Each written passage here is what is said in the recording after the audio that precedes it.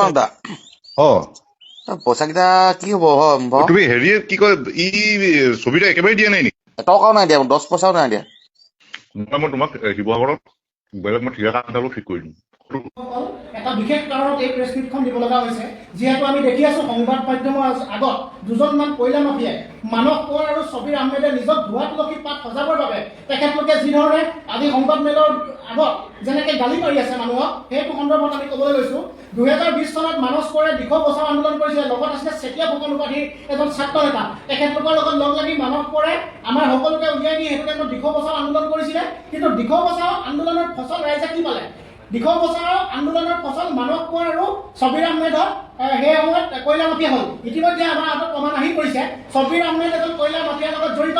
তেওঁ ফটোৰ কথা কয় আৰু কল ৰেকৰ্ডিঙো ইতিমধ্যে আপোনালোকৰ আগত আমাৰ সঠিকভাৱে দিছে। ছবিৰ আহমেদে কয়লা ব্যৱসায় কৰে বুলি চৰজমিন তদন্ত আপোনালোকে চলক। সোণপুৰা অঞ্চলত তেখেতৰ কথা ক'ব যে তেওঁ কয়লা মাফিয়া হয় নে নহয়, কাৰণ তেওঁ ফটোসমূহ আজি ভাইৰেল হৈ গৈছে। তেওঁলোকে এটা কথা কৈছে যে ফটোসমূহ কয়লা কৰা নহয়, আমি সংগঠনৰ লগত জড়িত আছিলো, আন্দোলন কৰিছিলো। মই ছবিৰ আহমেদক প্ৰত্যাহ্বান জনাই কৈছো, আপুনি কয়লাৰ এগেইনষ্টত কিমান আন্দোলন কৰিলে তাৰ তথ্য আপুনি ৰাজহুৱা কৰক। আৰু দ্বিতীয় কথা কৈছে অখিল গগৈ ডাঙৰীয়াই যি সময়ত ভিৰ ফুলাই কৈছিলে ব্ৰইলাৰ চিণ্ডিকেট হৈছে, আমি মাছৰ চিণ্ডিকেট হৈছে, সদনত তেওঁ তালপাল লগাইছিলে। কিন্তু আজি সেই বিষয়টো তালপাল লগোৱা সময়তে তেওঁ কিয় ক'ব নোৱাৰিলে যে শিৱসাগৰ জিলাত ব্ৰইলাৰ চিণ্ডিকেট চলিছে, শিলৰ চিণ্ডিকেট চলিছে? এই সময়ত বানপানীৰ সময়ত আজি মানস কোঁৱৰ ছবিৰ আহমেদক আমি সাহায্য দিয়া দেখা নাই, বন্যা কান্তা মাজলৈ আমি যোৱা দেখা নাই। কিন্তু বৰ্তমান সময়ত তেখেতলোকক বোকাচকীয়া ৰাজনীতি কৰাহে আমি দেখিবলৈ পাইছো। ডিঙিৰ ভিৰ ফুলাই কৈছে ইয়াতে কয়লাৰ চিণ্ডিকেট হৈছে, ইয়াতে শিলৰ চিণ্ডিকেট হৈছে। মই মানস কোঁৱৰ ডাঙৰীয়া আপোনাক প্ৰত্যাহ্বান জনাই কৈছো, আপুনি ৰাইজৰ মাজলৈ যোৱা নাই, কিন্তু বৰঞ্চ আপুনি কয়লাৰ মাফিয়া হয়। আপোনাৰ ৰেকৰ্ডিং আমাৰ ওচৰত আহি পৰিছে। আৰু ছবিৰ আহমেদ যে কয়লা ব্যৱসায়ী হয়, দৰকাৰ সাংবাদিকসকলে চৰজমিন তদন্ত চলক, তেওঁ কয়লা ব্যৱসায় কৰে নে নকৰে। আৰু এইসমূহ ৰাইজক আমি আগতে কথা কৈছো, এই ভণ্ড জাতীয়তাবাদীসকলৰ কথাত যাতে আপোনালোকে ভুল নাযাব। ভুল গৈ আন্দোলনৰ যদি সৃষ্টি কৰে, তেখেতলোক নেতা হ'ব, তেখেতলোকে কয়লা ব্যৱসায় কৰিব। বৰ্তমান সময়ত তেওঁলোকৰ মুখাখন খোল খাইছে। এই গণশক্তিবিলাকক আপোনালোকে চিনি থওক, ইমানে কৈছো। মানদা পইচা কেইটা কি হব তুমি হেৰিয়ে কি কয় ই ছবিটা একেবাৰে দিয়া নাই নেকি? এটকাও নাই দিয়া, 10 পইচাও নাই দিয়া। সেইটো মোক সিদিনাখন লগ পাওঁতে বোলে মই দি আছো 10,000 5,000কে মই দি আছো বুলি ক'লে। ঠিক আছে, কনফাৰেন্সত লৈছো তাক। লোৱাচোন কনফাৰেন্সত লৈছো। ইমান দিন হ'ল, কিমান হৈ গ'ল বাৰু নিজে ভাবিছোন এবাৰ। প্ৰব্লেম হয় ন।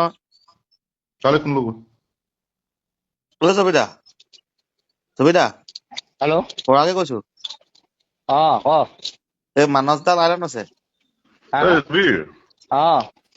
কি হ'ল ইহঁতক পইচা তুমি কি দিয়া নাই নেকি? নাই দিয়া। দিয়াতো ইহঁতক তুমি কমকে হ'লেও দি থাকা ইহঁতক। খাবলৈ দিগদাৰ হৈ গৈছে এইকেইদিন, পইচা কিমানো দূৰৰ কথা। তুমি চোৱা শুনা, মই টেনচনটো কেলে লোৱা নাই, মই যিহেতু মানে তুমি দিম বুলি ক'লা ন। আৰু 2 নম্বৰ পৰা মোৰ মানে এই বেংকৰ লোন চনৰ পৰা আৰম্ভ কৰি এই চব লাগি মানে মই বেলেগ এটা পজিশ্যনত আহি গৈছো মানে। একেই মোৰনো কি গতি হৈছে, খৰচ কাটি নাই একো। ঘৰত গম পাইছা নাই, মোৰ বেলেগ ধাৰ বিলাকো মাৰি থাকিব লগা হৈছে মানে। তুমি 5,000 10,000 যি দি থাকা না, তুমি একেবাৰতে দি সিহঁতক বস্তুটো মানে কি এইবিলাক হৈ থাকিলে বেয়াটো। ছবিদাই খোলা খুলকে কৈ দিয়া, তুমি পইচাটো মোক দিবা নে তেওঁক দিবা, সেইটো কৈ দিয়া তুমি। মই মানস দাৰ লগতে পাতি ল'ম, গম পা নাই? তহঁতৰ লগত এতিয়া পাত্ৰ ঢেৰ এগালমান লেটি হৈ যায়। কি হওক এতিয়া বৰ্তমান মানস দা গোটেই কাৰবাৰবোৰ ফ্লপ হ'ল, দেখিলে আপুনিও জানে ময়ো জানো। আৰু মই এতিয়া কি কৰি মইহে গম পাওঁ। আপোনাক মই গুৱাহাটীত পাওঁতে মই ক'লো যে মোৰ এনেকুৱা এটা পইচা গুচি গ'ল। 29 তাৰিখে মা ঢুকালে, মেডিকেলৰ গোটেই খতম, যিকেই টকা পইচা আছিলে। আৰু আজি শুনা, মোৰ চিটুৱেশ্যনটো এনেকুৱা যে মানে কাহিনীটো কি যে বস্তুটো হ'ল কি, মই তোমাৰ অৱস্থাটো বুজি পাইছো। আৰু মোৰো একে অৱস্থা। মোৰ অৱস্থা মানে কি, নহ'লে মই ইহঁতে ইমান ফোন কৰি থাকে, মই মানে এনেকা নহয় যে মই ইহঁতক মানে ইমান ফোন কৰি মানে মোৰ নিজৰে কিবা লাগি যায়, গম পাই নাই? কি কৰিব এতিয়া, এই চবৰে লেনদেন খিনি মানে বস্তুটো যেতিয়া বিজনেছ চলি আছিলে মানস দা, তেতিয়া চবৰ লগত চবৰ বস্তুটো আছিলে। গোটেই ব্যৱসায়টো যেতিয়া ইয়াত জিৰ' হৈ গ'ল, কোনোবাই কাৰোবাৰ পৰা পাবলৈও থাকিলেও, মোৰ পৰাও পাবলৈ আছে, মোকো কাৰোবাৰ আপোনাকো দিবলৈ আছে, কাৰোবাক দিবলৈ আছে, সেইটোও গম পাইছো। নাই বুলি কোনো কাকো নকওঁ। কিন্তু বৰ্তমান এতিয়াতো ডিমাণ্ড কয়লা পাৰি আহিলে চবৰে চবৰ লগত। মই এতিয়া মানুহৰ পৰা নিমনা ঘৰ চিমনা পইচা পাবলৈ আছে, এতিয়া কি কৰিব আপুনি? বিজনেছটো যেতিয়া গুচি যোৱাৰ পিছত এতিয়া একো নাই। পৰাগে মোক পালে কয় মানস যায়, মইতো দিম বুলিয়ে কৈছিলো প্ৰথম, তাৰপিছত দেখিলো চিটুৱেশ্যনটো বেয়া হ'লে গুচি গ'ল।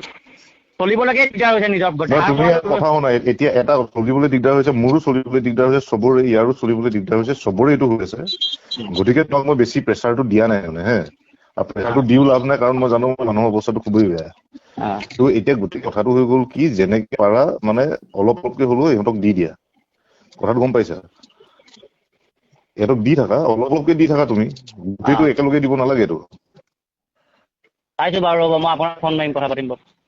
চিঅ'ৰটো লাগে কোনজনে দিব মানে মোক পইচাটো? হা পইচাটো কোনে দিব? তুমি ছবি দা, তুমি মানৱ দাক দিবা নে মোক দিবা? সেইটো কথা কৈ দিয়া খোলা খুলিকে। তুমি এনেই মাজত সোমাই আছা। মই তাত সোমাইছো মানে মোৰ লেনদেনটো আছে মানস দাৰ লগত, ঠিক আছে। মানস দাকটো মই দিবই লাগে, কোনোবাই কাৰোবাৰ পালে কোনো কাৰো পইচা কিনিলে, কিন্তু বৰ্তমান পৰ্যায়তো যিটো চিটুৱেশ্যন হৈ আছে, এতিয়া মই তহঁতৰ লগত মই লেটকিছো হয়, তহঁতিটো যিভাগে কামোৰ মানে এতিয়া যিটো হিচাপে আজি কামুৰি দিছ ধৰ বা কামুৰি, ময়ো এতিয়া একো ক'ব পৰা নাই, তহঁতি ওচৰ মানস দাকো একো ক'ব পৰা নাই, একো নাই মোৰ কামোৰ বুলি নহয় ছবিদা, এইটো যা পাবলৈ থাকে সিয়ে গম পায়, এইটো কামোৰ বুলি চবেই নকব। পাবলৈ আছে, কোনো পাবলৈ নাই, ময়ো এইটো কামোৰ বুলি নাপাবলগীয়া নকব। নহয়, তৌ কেলে পাবলৈ নাই। মইতো আপোনাৰ লগত কথাই নাছিলে, মানস দাই ক'লে আপোনাৰ লগত কথা পাতিবলৈ, মইতো কামোৰটো নহয় দেই, এইটো কথাটোত মানে বস্তুটো কি পৰাগ, তাৰমানে বস্তুটো কি ধৰা মাজতে যিবিলাক হ'ল সেইবিলাক কথা বাৰু মই ক'বলৈ নাই, এতিয়া নতুনকে সেইবিলাক উপাখ্যান পাই থাকি লাভ নাই। কিন্তু কথাটো হৈ গ'ল কি যে বস্তুটো হ'ল কি চবে চব বুজিব লাগিব। এতিয়া যদি মানে মাথাত মাৰিও দিয়া নহয় কাৰোবাৰ, গোটেই বেপাৰী বিলাকৰ তেনেকুৱা অৱস্থা হৈছে, তুমি গম পাইছা? ক'তো কাম চলা নাই। মানস দাই এটা কাম কৰ, এই অলপ আজি দি দিয়ক, কিবা এটা দিয়ক। আৰে মইতো তুমি ইমান ফোনে কৰি থাকিব নালাগে, মোৰ পইচা থকা হলে মই তোমাৰ হেৰিটো কি কয়, বেংকৰ এই লোনৰ EMI দিওঁতে মোৰ 12টা বাজি গৈছে, গম পাইছা? তুমি দিব লগা মোৰতো মানস বিশ্বাস কৰক আপোনাক, মই MP হৈ গ'ল, যিমান দিলে ক্ৰেডিট কাৰ্ড MP হৈ গ'ল, লোন আছিলে MP হৈ গ'ল, চব MP, নটিচ খাই আছো, কেলকাতা কেছ আপুনি বিচাৰ মই পঠিয়াই দিব পাৰিম, কেলকাতা চলা ফাইনেন্সৰ পৰা 5 লাখ টকা লোন ল'লো। মোৰে কেছ লাগি আছে না, আপুনি বিচাৰ কৰক, মই নেক্সট মাৰ্চ 13 তাৰিখে গুৱাহাটী গৈ আছো হাইকোৰ্টত চেক মানে ECS ৰ হেৰি লগাই দিলে, মোৰ বেল ল'ব লাগিব আপোনাৰ, 10-20 হাজাৰ টকা খৰচা আছে, এনেকুৱা চিটুৱেশ্যন হৈ আছে মোৰ। এই নিমনাগৰত এটাৰ পৰা 1.5 লাখ টকা পাওঁ, ঘৰলৈ গ'লে বাপেক মৰিলে বুলি ক'লে ঘৰৰ পৰাই পলাই দিলে সেই ল'ৰাটো। এনেকুৱা মানে চিটুৱেশ্যন, মানে 5 লাখে দিলেও মই এইকেইটা পইচা সিহঁতকে দি দিলো, 5-10 হাজাৰকে দিলো, সেইফালে মই 1,48,000। এটা কাম কৰা মই তোমাক এটা কথা ৰিকুৱেষ্ট কৰো মই তোমাক আগতে ফোন কৰিছো বাৰু, মই মানে এই কথাটো মানে খুব মই ইহঁতৰ লগত মোৰ পাতি থাকিবলৈ মন নাযায়, তোমাৰ লগতো মোৰ এই কথা পাতি থাকিবলৈ মন নাযায় তাৰমানে গোটেই চিটুৱেশ্যনটো মানে হেৰি, এতিয়া তুমি এটা কাম কৰা, যেনে তেনে কৰি কিবা এটা উপায় কৰি ইহঁতৰ যিটো আছে কিবা অলপ অলপকৈ দি থাকা, তাৰমানে মোৰ অৱস্থাটো ট্ৰেইলি বেয়া। এতিয়া মোক কোনোবাই মাৰি পেলালেও মোৰ মানে কৰিব লগা নাই। আপুনি যিটো কথা কৈছে যে আপোনাৰ যিটো মই মানে এনেকুৱা নহয় মানে বেলেগ লোন বিলাক আছে যে, মই কয়লা পইচাটো একো কেয়াৰে কৰা নাই, মোৰ মেইন হৈ গ'ল মোৰ মিনিমাম বেংকত পইচা সোমাই বেংকত পইচা সোমাই লগালগ পইচাটো কাটি পেলাই, পইচা সোমাই কাটি পেলাই HDFCত একাউণ্টটো মোৰ খতম, বুজি পালে? লোন খতম হৈ গ'ল, আমাৰ ICICI বেংকত মই মানে যেনে তেনে ইহঁতক মানে মই ইমান মানে বস্তু মানে লোডটো মাথাটো বেয়া হৈ গৈছে আৰু। মই তাত ফোনটো কি বুলি ৰিচিভ কৰিম, মাৰে নকৰোঁ, আপুনি মানে মই মেক্সিমাম এই ফোনটো মই ৰিচিভেই নকৰোঁ, থাকিলোঁ ইমানেই নাম্বাৰ অকল টাকা দিনৰ দিনে ঘৰত। তুমি ইহঁতৰ মুখলৈ এবাৰ চোৱা আৰু এই মোৰ কথাটো এবাৰ ভাবি ইহঁতক মানে অলপমান দি দিয়া পইচা যি পাইছো চাইছো, কিন্তু আজিকালিৰ ভিতৰতো কিবা পচিবিলিটি নহয়, মই তথা চাওঁ কি কৰিব পাৰো। মই যিবোৰ মানুহৰ পৰা পাবলৈ আছে সেইবোৰকো ধৰি নেলুটোকে ধৰিছোগৈ, তথাপিও একেটা ডাইলগে নহয়, যি কয় বুলি কৈ দিয়ে। আমাৰ এই সোণপুৰা আপুনি বিশ্বাস কৰক, ইয়াকে সুধিলে গম পাব, পৰা আছে নাই বাৰু? আপোনালোকৰ বেংকৰ এই আমাৰ হাঁচিবোৰ নগাবাৰী শকতকে ল'ৰাটো যে ফাৰুকৰ লগত কাম কৰিছিলে, সেইটোতো পলাই আছে 4 মাহৰ পৰা। ঘৰলৈ মানুহ কয়লা গেলা বাতিয়ে বোলে, এইটো পুলিচত দিছে, কিবা দিছে, সেইদিনাখন শিমলগুৰি খাই তুলি লৈ গুচি গৈছে, ইটো তুলি লৈ গৈছে, সেই কয়লা গোটেই মানুহ ক্ৰেছ আৰু মানে। তই যিকেইটা মানুহ পাবলৈ যে তই মানে কি ক'ম এতিয়া, তই এতিয়া ককাই ভাইলিকে ওচৰৰ মানুহ তই কবি, তই এতিয়া কৈছ যে মানস দা মুখৰ আগতে কৈ দে তুমি মোক মানে নিদিয়া, মই এতিয়া এইফালে ক'ব নোৱাৰিছো, বা মানস দাই মই ক'লোৱে যেনিবা মোৰ মানস দাৰ লগত লেন আছে, মই মানস দাকে দিম, তোক নিদিওঁ বুলি কথাটো কৈছো। মই তোক তহঁতক এটা কথা কৈছো, এই হেৰিয়াৰ এই দাদু হাতীমূৰীয়াৰ পৰা মই যোৱা বছৰ মোটামুটি সি মোৰ পৰা 7 টন কয়লা আনিলে। তাৰ নিচিনা মানুহ মানে মই সিদিনাখন মই বোলো চাব দেই, মই কিন্তু মানে কৰিম, তাৰ নিচিনা মানুহৰ অৱস্থা বেয়া হৈ গৈছে। সেইবিলাক দিয়া, এতিয়া গোটেই কথাটো হৈ গ'ল কি সেইটো চব যেনে তেনে ইহঁতক কিবা মেনেজ কৰা হে চাইছো দেই। কিবা মেনেজ কৰা, নহ'লে তক এই শিৱসাগৰত কাম এটা দি দিব লাগিব, উপায় নাই। বুজিছা? এটা ইমান দিন হ'ল বাৰু চাওকচোন মানস দা, হে হ'ব আপুনি তেতিয়াই মাৰিম যদি ৰ'বা। কমকে দি থাকিলে ইমান দিন নালাগে নহয় পইচা কেইটা শেষ হ'বলৈ। মানুহৰ প্ৰব্লেম হয়, ইমান প্ৰব্লেম হয়, আপুনি গুৰুত্বই নিদিলে একো কথাটো। মই তোমাক শিৱসাগৰত বেলেগ মই ঠিকা কাম এটা ঠিক কৰি দিম। আপুনি আপুনি মোক হেৰি কৰক, সেইবোৰ কৰিব নালাগে। আপুনি মোক এই আজি টকা 5,000 হ'লেও মাৰি দিয়ক। একাউণ্ট চাবা নেকি? মই তোমাক স্ক্ৰীনশ্বট পঠিয়াইছো ৰ'বা। নালাগে আপুনি টকা 5,000 কাৰোবাৰ পৰা বৌ পৰা লৈ হ'লেও দিয়ক না, এইবিলাক দিগদাৰ হৈছে। চাইছো ৰ'বা, হা মই আকৌ চাইছো ফোনে ৰ'বা। ৰিচিভ নকৰা হৈ যাব, চাইছো ৰ'বা বুলি কয়।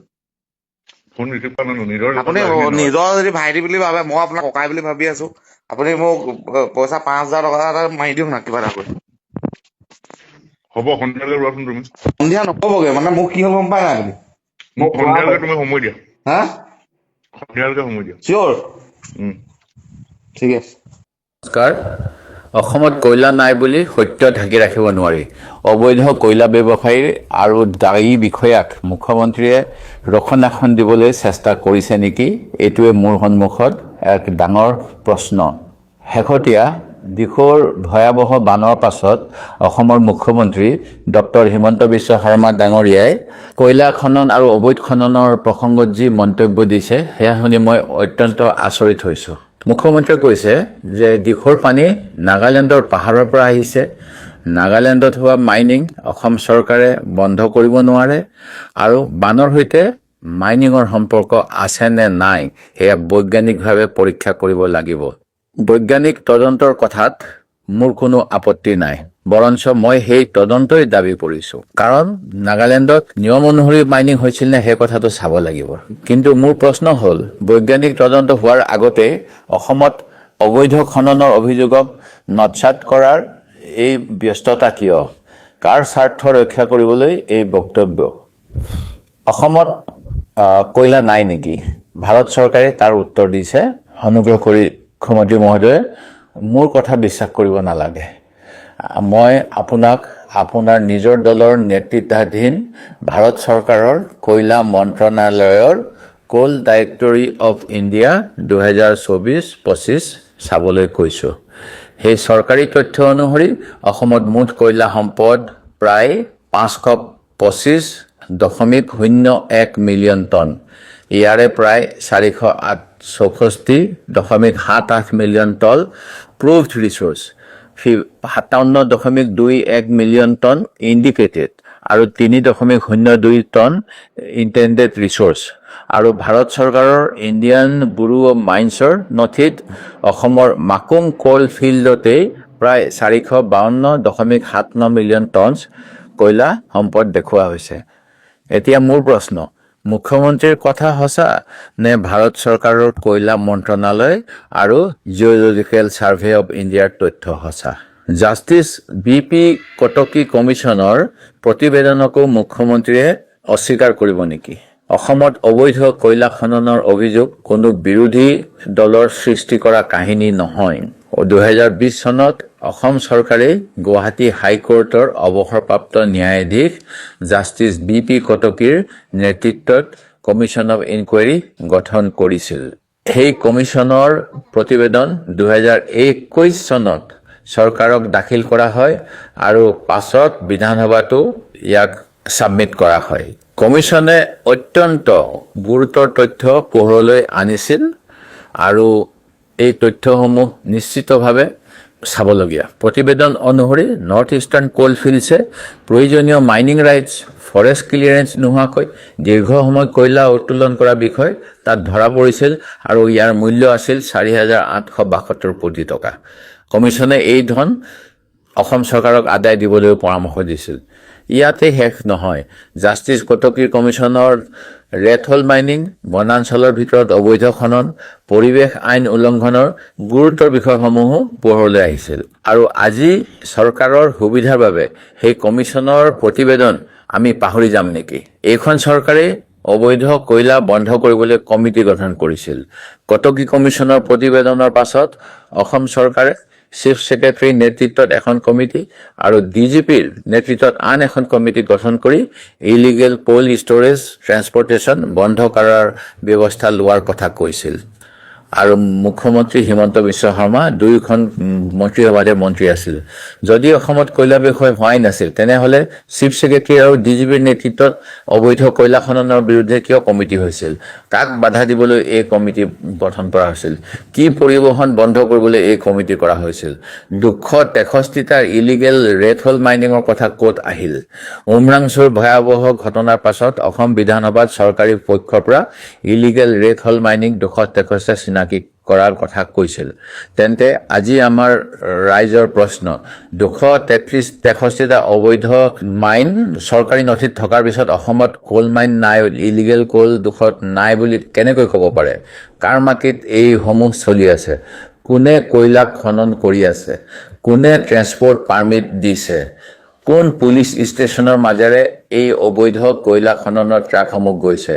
কোন ফৰেষ্ট চেক গেটৰ মাজেৰে এই কয়লাৰ ট্ৰাকসমূহ পাৰ হৈছে? কোনে ৰয়েলটি আদায় কৰিছিল অথবা ৰাজহাগী হ'বলৈ দিছিল? আৰু আটাইতকৈ ডাঙৰ প্ৰশ্ন, কিমানজন বিষয়া আৰু অবৈধ ব্যৱসায়ীৰ বিৰুদ্ধে এই দুখন কমিটি হোৱাৰ পিছত ব্যৱস্থা লোৱা হ'ল? মানুহ মৰিছে, সেই মৃত্যুকো এতিয়া মুখ্যমন্ত্ৰী মহোদয়ে অস্বীকাৰ কৰিব নেকি, যিসকলক তেখেতে সাহায্য আগবঢ়াইছিল? ইলিগেল কোল মাইনিঙৰ বিষয়টো মোৰ বাবে ৰাজনৈতিক বিষয় নহয়। মই বহু বছৰ ধৰি এই বিষয়ত প্ৰশ্ন উত্থাপন কৰি আহিছিলোঁ।